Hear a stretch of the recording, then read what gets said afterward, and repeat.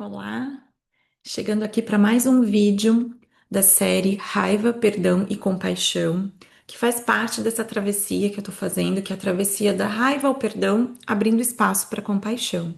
E hoje a gente vai falar sobre o capítulo 4 do livro da Paula, Raiva, o vulcão que nos habita, e que faz parte da parte 2, né, desse livro.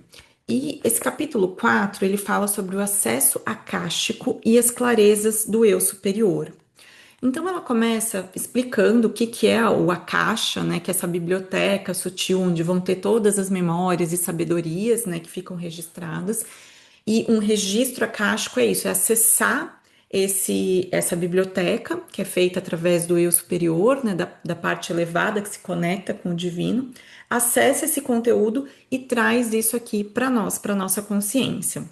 Então, ela diz que ela realizou o acesso akáshico da Candice Pome, que foi a pessoa que escreveu a introdução desse livro e que trouxe para ela uma pergunta, né? Justamente essa pergunta: o que que eu faço com essa raiva, né? A pergunta era: o que eu faço com essa raiva que eu sinto? Então, isso que foi o que motivou esse registro, né, akáshico. E a Paula, então, ela vai explicando, ela, na verdade, ela coloca na íntegra o acesso a esse registro. Eu não vou ler ele aqui na íntegra, mas eu vou trazer algumas coisas que me tocaram, né, que para mim fizeram sentido. Então, ela fala que a participação da raiva nesse acesso acástico é como se ela fosse uma convidada de honra. Então, ela senta à mesa, né? Ela vai sentar ali à mesa e a Paula vai falar sobre esse compor, o número 4, né? Ela fala um pouquinho sobre essa estrutura dos números, né? De como a raiva entrou para ficar presente ali nessa mesa com elas. E ela diz que essa raiva ela não deve ser reprimida nem ignorada e que ela pede um movimento, né? Ela vai apontar alguma contrariedade e ela diz que ela tem um alvo e que se a gente excluir a raiva ou fingir que ela não existe, isso vai nos enfraquecer.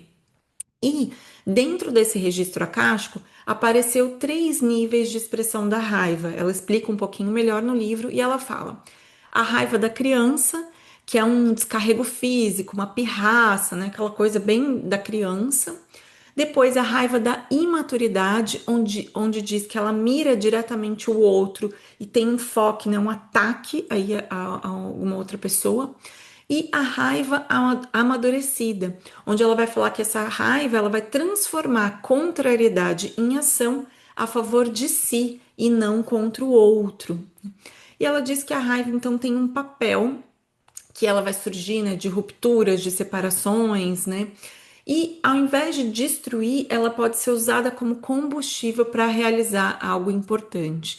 E que a raiva vai apontar aquilo que é essencial para nós. E aí no livro ela faz algumas perguntas, né? Ela faz assim, né? O que eu tenho para fazer nessa existência? O que eu tenho para realizar? O que tem de movimento para ser feito? Né? E aí ela diz assim também, né, que quando a gente se coloca, né, em contato com essa contrariedade, ela vai se revelando também, né? O que eu queria então, né?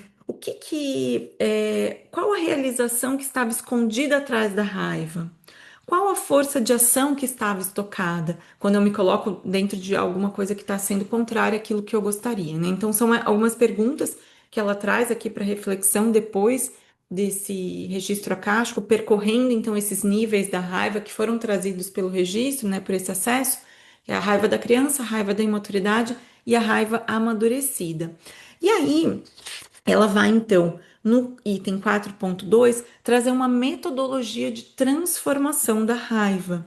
E ela recorta aqui um outro trecho desse registro acástico e ela diz assim, né? A raiva quer garantir que façamos aquilo que estamos deixando de fazer por nós mesmos, a favor da realização da nossa biografia. Se eu estou sentindo raiva de alguém ou de algo, esse objeto externo está servindo apenas para demandar de mim uma força de ação. A raiva puxa em nós uma iniciativa. Se estamos vivendo muitas situações que nos fazem raiva, é sintoma de que temos muitas iniciativas estocadas. Ao fazermos a nossa exploração interna, chegaremos ao centro da raiva, onde está guardada a ação reprimida. E aí ela fala então em 4 fases de exploração da raiva. A primeira é o objeto da raiva. E aqui no livro ela fala, né, ela coloca várias perguntinhas em cada uma dessas etapas. Para quem estiver fazendo a travessia comigo, isso tudo vai estar dentro do material de apoio, né, do resumo aqui do livro. E aqui no vídeo eu vou trazer algumas perguntas só, né?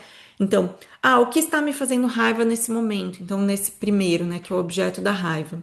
Depois, a segunda fase da exploração é o motivo da contrariedade, né? E uma pergunta é: essa raiva que estou sentindo se baseia em qual contrariedade?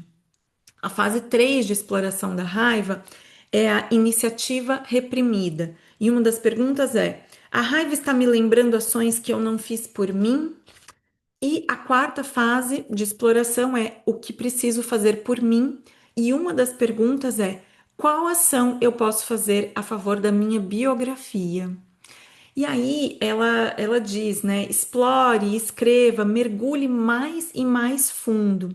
Essa exploração rende muitos frutos e terá muito valor, principalmente quando estivermos nos despedindo dessa vida. A raiva está a favor de nos realizarmos mais, né? Então ela fala, a raiva é essa força de ação estocada que precisa ser canalizada para a realização da nossa biografia, para a nossa vida, para aquilo que a gente veio fazer aqui, né? Então, para quem está na travessia, esse é um exercício assim para ser feito e eu não acredito que ele vai ser feito uma vez só na nossa vida, pelo contrário, mas é isso, a raiva ela vai estar nos apontando uma direção. E a gente vai falar um pouco também no próximo vídeo sobre o capítulo do Mulheres que Correm com os Lobos, no capítulo 12, que fala, né, a demarcação do território, os limites da raiva do perdão, e ele também fala nesse capítulo do livro da raiva ser como uma mestra. Então ela está nos indicando um caminho, que a gente possa olhar para isso com carinho, né? E sempre aí, como eu disse, abrindo espaço para compaixão, para essa nossa autocompaixão também. Porque são camadas, são níveis que a gente vai avançando, que a gente vai explorando ao longo dessa jornada, né? Se esse vídeo fez sentido para você, curte, compartilha, comenta aqui, né, o que fez sentido. Vamos trocar mais sobre esse assunto, que é um assunto que a gente não fala muito, mas que é tão importante aqui na nossa vida, né, que vai nos mover para essa ação, né? Então é isso. Até mais no próximo vídeo. Tchau, tchau.